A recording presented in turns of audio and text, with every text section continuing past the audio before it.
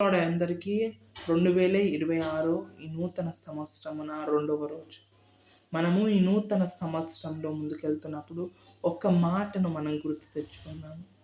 యోహాను స్వార్త 1వ అధ్యాయము 12వ వచనంలో ఉంది. ఎవరైతే ఆయనకు అంగీకరించినాడో, ఎవరైతే ఆయనకు విశ్వసించినారో ఆయన దేవుని పిల్లలే అధికారం వాళ్ళకు అనుగ్రహించినాడని.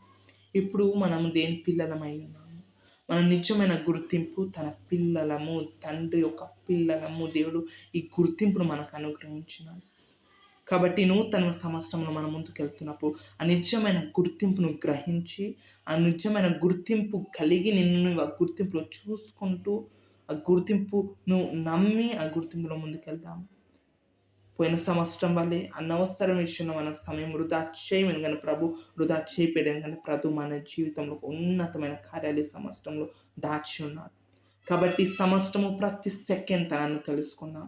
ప్రతి సెకండ్ ఇంకెక్కువ తన లోతులో ముందుకెళ్ళాము.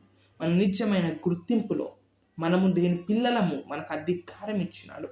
ఆ నిజమైన గుర్తింపును గ్రహించి ఆ నిజమైన గుర్తింపులో ముందుకెళ్దాము. ఆమేన్.